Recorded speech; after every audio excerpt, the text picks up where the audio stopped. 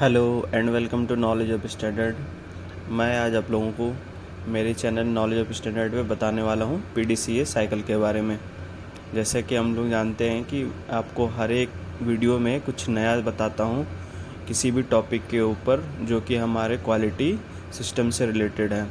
तो आज उसी तरह पीडीसीए साइकिल के बारे में कुछ नया आप लोगों को बताऊंगा। सो प्लीज़ इस वीडियो को स्किप मत करना कहीं से भी। एक बहुत ही अच्छा कॉन्सेप्ट है पीडीसीए साइकिल के बारे में, जो कि आपके ऑर्गेनाइजेशन में हर स्टेप पर, हर एक्टिविटी पर, हर प्रोसेस पे यूज होता है। सो इसको समझने के लिए चलिए स्टार्ट करते हैं वीडियो को। सो फर्स्ट हमारा क्या है कि what is a PDCA cycle.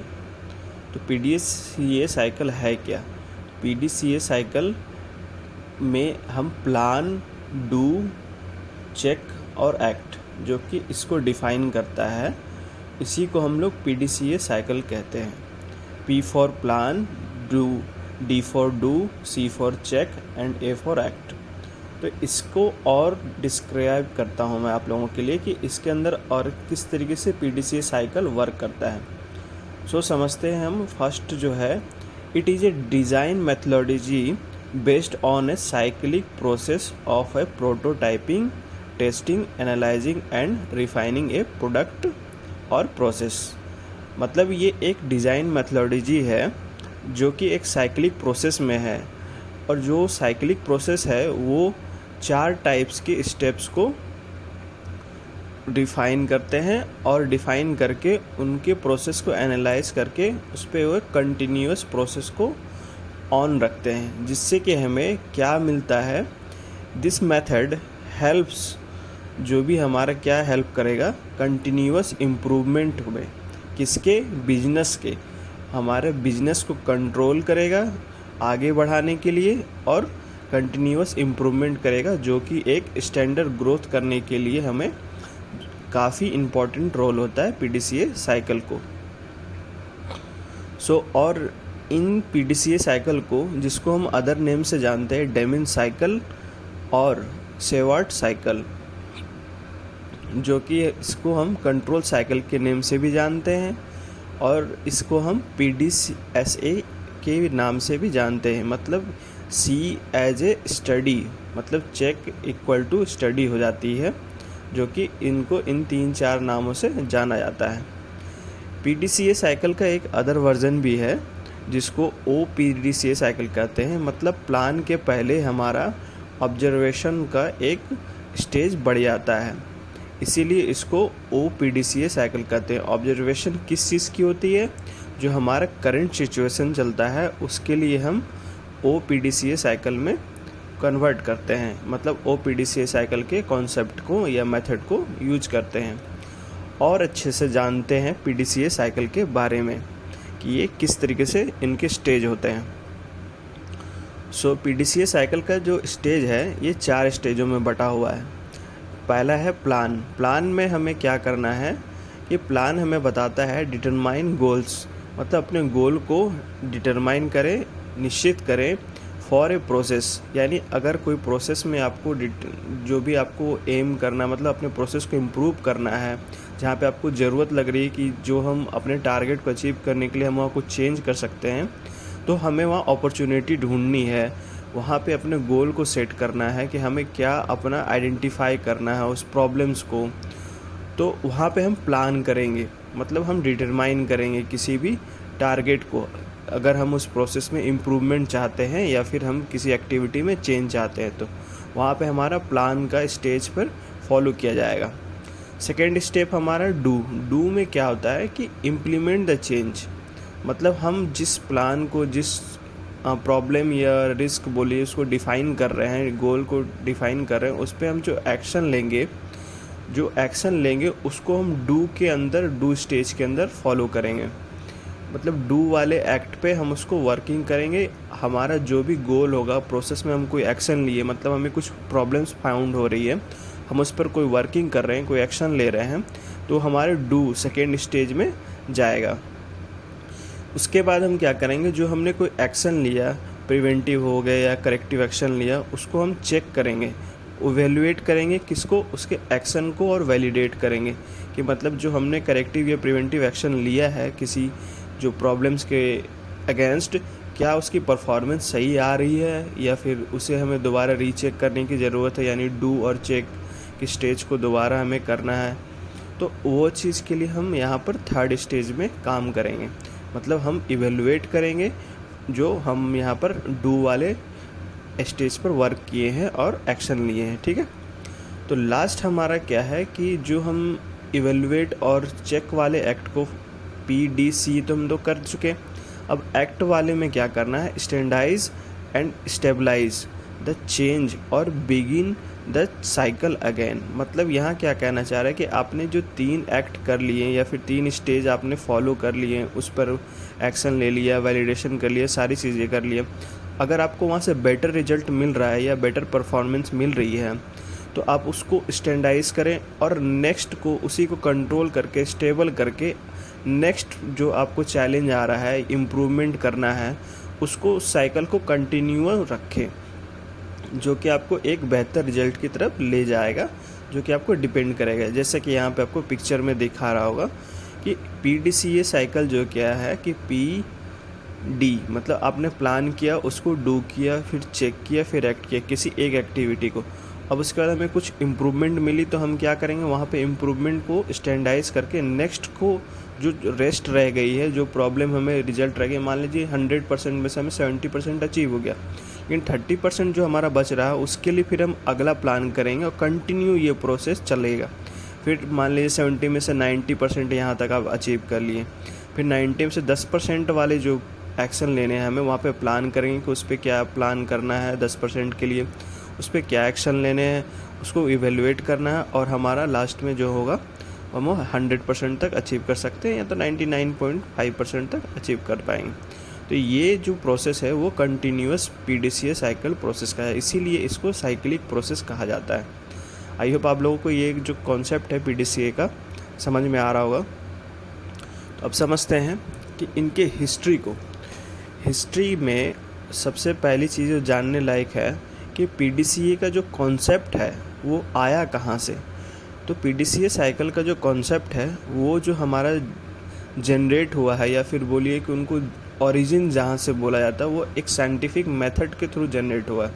वो साइंटिफिक मेथड यहाँ पर 2 जगह पर, गैलीलियो जो एक डिज़ाइन एक्सपेरिमेंट पे और बेकन जो कि एक इंडक्टिव लर्निंग पे थे, उनके जो एक्सपेरिमेंट था, जो हाइपोथेसिस एक्सपेरिमेंट थे, उनसे ये चीज़ को ओरिजिन में थे। मतलब उनका जो ओरिजिन था ये साइंटिफिक मेथड, इनसे रेफ़र करके जो डेमिन और सेवर्ट सर ने इस ओरिजिन से, इस मेथड के जो साइकिल हैं, इससे रेफ़र करके इन्होंने PDCA साइकिल को डेवलप किया। मतलब इनका जो मेन ओरिजिन है ये नहीं है, ये ओरिजिन है हमारा क्या है, observation, research topic, hypothesis, experiment, analyse और रिपोर्ट कंक्लूजन। तो ये हमारा जो बेसिक है ये ओरिजिन है, मतलब यहाँ से इनका जन्म हुआ है PDCA साइकिल का। तो ये कैसे हुआ आप लोगों को पता चल गया कि एक हाइपोथेसिस एक्सपेरिमेंट की वजह से, जो कि एक साइंटिफिक मेथड में किया गया था, जो कि बहुत 17th सेंचुरी की बात है ये, उस टाइम के, वहाँ से जो डेमिन सर और सेवर्ट सर ने इसको लिया, वहाँ से रेफ़र किया इन्होंने। तो इसीलिए, लेकिन हम लोग आज क्या जानते हैं, डेमिन और सेवर्ट साइकिल के नाम से जानते हैं, जो कि इस जगह जनरेशन हुई थी उनकी। सो आगे समझते हैं कि PDCA साइकिल अगर हम अपने आसपास ऑर्गेनाइजेशन में या अपने ऑर्गेनाइजेशन में चेक करें तो वो कैसे वर्क करता है, हम कहाँ पर PDCA साइकिल को अप्लाई करते हैं उसको समझते हैं। सो एक सिंपल, बेसिक और कॉमन कॉन्सेप्ट है हमारे लिए कंपनीज़ के अंदर कि 5S एक वर्क सिस्टम चलता है। तो जो भी हमारा शॉप फ्लोर है या फिर हमारा ऑर्गेनाइजेशन है, उनके अंदर जो 5S का जो वर्किंग सिस्टम है उसको समझने के लिए हम PDCA एक्ट पर, PDCA साइकिल पर समझते हैं कि किस तरीके से इसको फॉलो किया जाता है। तो फर्स्ट में हमारा प्लान में क्या होता है, 5S के अंदर डिफ़ाइन करेंगे कि 5S वर्क एरिया और उसकी बाउंड्रीज़ क्या हो सकती है, डिटरमाइन करेंगे कि 5S का टारगेट और एक्टिविटीज़ क्या क्या होते हैं उसके अंदर, कलर कोडिंग वगैरह जो भी हमारा होता है उसके कुछ प्रिपरेटरी जो स्टेप लिए जा सके उसको हम प्लान के अंदर डाल देंगे, जो कि स्टार्टिंग होते हैं। डू में क्या करेंगे हम कि 5S को जो एक्टिविटी है उसके इम्प्लीमेंट करेंगे, मतलब सॉर्टिंग करना, रेड टैगिंग करना और वगैरह स्टैंडर्डाइज करना, या फिर थर्ड में हमारा क्लीनिंग वगैरह जो होते हैं, मतलब टोटल 5S को इम्प्लीमेंट करेंगे अपने सॉफ्टवेयर पे। अब हम क्या करेंगे कि जब हमारा 5S इम्प्लीमेंट हो गया उसको हम चेक करेंगे कि हमारा किस लेवल का वो 5S इम्प्लीमेंट हुआ है, क्या वो फॉलो रह रहा है या कंटिन्यू रह रहा है कि नहीं, वो सस्टेन कर पा रही है चीज़ें कि नहीं, वो चेक करेंगे और इवेलुएट करेंगे वहाँ पर, जो कि हमारा चेक में आ जाएगा। तो चेक में, और उसमें हम चेक में आने के बाद क्या होगा कि हम उसको एक्ट पे जा कर के कंक्लूज करेंगे। कंक्लूज़न हमारा क्या निकलेगा कि हमारा जो इम्प्रूवमेंट हुआ है वो किस लेवल तक की गई है। ठीक है, ये एक्ट में हम वो चेक करेंगे क्या हमने जो इम्प्रूवमेंट किया है, कुछ बेंचमार्क स्टेबलाइज किया है, या फिर कुछ एक्सटर्नल जो स्टेप है हम उसको एक लेवल पे ले जा करके इस तरीके से 5S में हम अपने PDCA साइकिल को अप्लाई कर सकते हैं। सो ये एक बेसिक एग्जांपल इसलिए आप लोगों को समझाने के लिए मैंने इसको पिकअप किया था। नेक्स्ट एग्जांपल हम समझते हैं कि 8D में, मतलब प्रॉब्लम सॉल्विंग में जनरली PDCA साइकिल का जो रोल है वो किस तरीके से होता है। यहाँ पर एक आपको लेफ़्ट साइड में दिख रहा होगा कि PDCA साइकिल का एक टेबल बना हुआ और राइट साइड में एक ग्राफिकल चार्ट के थ्रू, दोनों एक ही चीज़ है, बस थोड़ा सा मॉडिफाइड है। तो मॉडिफाइड इन द सेंस कि मतलब आपको ग्राफिकली दिखेगा अलग है, लेकिन चीज़ें दोनों में एक ही चीज़ है। ये समझाने के लिए दोनों को मैंने कंपेयर करने के लिए आप लोगों को ये दे रखा। तो फर्स्ट हम समझते हैं कि PDCA में जो है 4 स्टेप्स, उसके अंदर डीमैक आपका किस में आता है फ्रेंड्स, डीमैक आता है आपका 6 सिग्मा के अंदर। तो 6 सिग्मा और PDCA, लेकिन जो 8D है वो हमारा क्या है, प्रॉब्लम सॉल्विंग टूल है। तो प्रॉब्लम सॉल्विंग टूल में भी हम PDCA को वर्क करते हैं, मतलब हमारा जो बर्थ है, मतलब जो हमारा बेस है, जो यह फॉर्म है, फॉर्म किस फॉर्म में है, हमारा PDCA फॉर्म के अंदर है, मतलब मेथोडोलॉजी हमारा PDCA ही यूज हो रहा है। तो इसको समझते हैं कि प्लान के अंदर क्या हो जाएगा, प्रॉब्लम सॉल्विंग का प्लान के अंदर हो जाएगा। अगर हमें कोई प्रॉब्लम ऑब्जर्व हो गई, हम या हमारे कस्टमर ने कोई कंप्लेन ऑब्जर्व कर दिया, डिफ़ाइन कर दिया कि ये आपकी तरफ से कोई शॉर्ट मोल्डिंग या किसी टाइप की प्रॉब्लम आ रही है, कोई बर्न मार्क आ रहा है, किसी भी पार्ट में कोई दिक्कत आ रही है, तो आप क्या करोगे, फर्स्ट में प्लान तक में आप क्या करोगे, टीम बनाओगे, क्रिएटेड टीम करोगे, प्रॉब्लम क्या आ रही हो जो कस्टमर से उसको डिफ़ाइन करोगे अपने टीम्स के साथ। डिफ़ाइन करने के बाद क्या करेंगे, हम कंटेनमेंट एक्शन लेंगे, मतलब हमारे पास जो तुरंत रोकथाम, मतलब इमीडिएट एक्शन जिसको बोलते हैं, कि हमारे पास अगर उस प्रॉब्लम के रिगार्डिंग हमारे पास कुछ RM या कुछ वगैरह स्टोरेज में पड़ी हुई है, कोई प्रोडक्ट या FG पड़ा हुआ है, उसके लिए हम कंटेनमेंट एक्शन क्या ले सकते हैं उस पर लेंगे। अब कंटेनमेंट एक्शन लेने के बाद हम उसके RC यानी रूट कॉज एनालिसिस को, उस पर एक्शन लिया जाएगा। सपोज वाइवा एनालिसिस करेंगे या फिशबोन डायग्राम के थ्रू, फिशबोन टूल के थ्रू हम इसको रूट कॉज तक पहुंचेंगे। उसके बाद क्या करेंगे, जो हमारा रूट कॉज एनालिसिस होगा उसके बाद हम करेक्टिव एक्शन लेंगे, उसके अंदर जो भी हमारे पॉसिबल करेक्टिव एक्शन निकलेंगे। ठीक है, यही स्टेज यहाँ पे भी है, सेम चीज़, जो भी गैप्स है वो यहाँ तक फनल के रूप में फ़िल्टर हो जाएंगे। प्लान तो हमारा टोटली सक्सेसफुल हो गया। अब उसके बाद हम क्या करेंगे, डू में इम्प्रूवमेंट फेज़ पे जाएंगे। इम्प्रूवमेंट फेज़ में क्या हो जाएगा हमारा कि इम्प्लीमेंट करेंगे और वैलिडेट करेंगे किस चीज़ को, जो हमने करेक्टिव एक्शन लिया है, मतलब कैप्चर एक्शन और काउंटर मेजर के बाद हमारा क्या है, जो कन्फर्म रिजल्ट और प्रोसेस, मतलब जो हमने वैलिडेट करना है, किसको, करेक्टिव एक्शन को वैलिडेट करना है। जो भी हमने कोई प्रॉब्लम्स ऑब्जर्व हुई, सपोज जो शॉर्ट मोल्डिंग बर्न मारा, उस पर जो एक्शन लिए हैं क्या वो सही डायरेक्शन में एक्शन जा रही है, मतलब हमारा जो 10 पीस प्रॉब्लम जनरेट हो रही थी क्या वो रिड्यूस हुई है 10 पीस की प्रॉब्लम्स की, नहीं हुई है, वो हमारा डू में होगा। तो इस तरीके से हम वैलिडेट करने के बाद हमें कुछ रिजल्ट मिलता है, तो उसको प्रिवेंटिव मेजर में क्या कर सकते हैं, मतलब ताकि हमारा वो जो प्रॉब्लम है वो रिपीट ना हो, जनरेट ही ना हो नेक्स्ट टाइम के लिए, अगर हम उस पर कुछ वर्किंग या प्रोडक्शन लेते हैं तो। सो ये आपका सी में मतलब चेक में हम यही करेंगे, कंट्रोल करेंगे और स्टैंडर्डाइज करेंगे ताकि वो चीज़ इम्प्रूव्ड हो सके और नेक्स्ट टाइम के लिए वो प्रॉब्लम जनरेट ना हो। सो चेक के अंदर ये हो गया। और एक्ट में हम क्या करेंगे, जो हमारा टोटली इम्प्रूव्ड हो जाएगा, स्टैंडर्डाइज हो जाएगा, हमें लगने लगे कि इफ़ेक्टिवनेस और सारी चीज़ें पॉजिटिव वे में चल रही है, हमारे बेहतर और रिजेक्शन कंट्रोल हो चुका है, जिसके चलते कस्टमर ने हमें कंप्लेन जनरेट की थी। तो इन चीज़ों के लिए हम लास्ट में टीम को मोटिवेट करेंगे और रिकॉग्निशन देंगे, या फिर कह सकते हैं कि हम उसे कॉन्ग्रेचुलेट करेंगे, ताकि वो इस चीज़ों को हम PDCA कॉन्सेप्ट को आगे के लिए और भी बेहतर तरीके से इस्तेमाल कर सकें।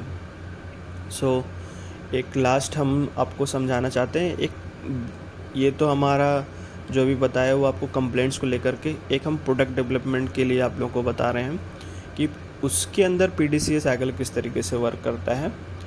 कि प्लान में हमारा क्या आ जाएगा कि हमने कोई एक डिफ़ाइन किया कि हमें ये प्रोडक्ट लॉन्च करना है, तो प्रोडक्ट लॉन्चिंग के टाइम में हमें जो भी टूल्स यूज होते हैं, PPAP हो गए, APQP हो गए, सैम्पल सबमिशन, या फिर जो भी हमें चाहिए, PFMEA कंट्रोल प्लान, ये टूल्स जो क्वालिटी में हैं उनको पता होगी।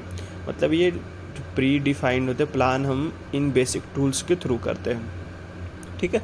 सेकेंड में क्या होगा कि हम इसके जो इन प्लान के बाद हम डू पे जाएंगे, मतलब क्या करेंगे, प्रोडक्शन करेंगे। प्रोडक्शन किस करेंगे, फर्स्ट हम पायलट प्रोडक्शन करेंगे, मतलब सैम्पल बेस्ड, मतलब हम स्मॉल लॉट कह सकते हैं आपको कि पायलट प्रोडक्शन के लिए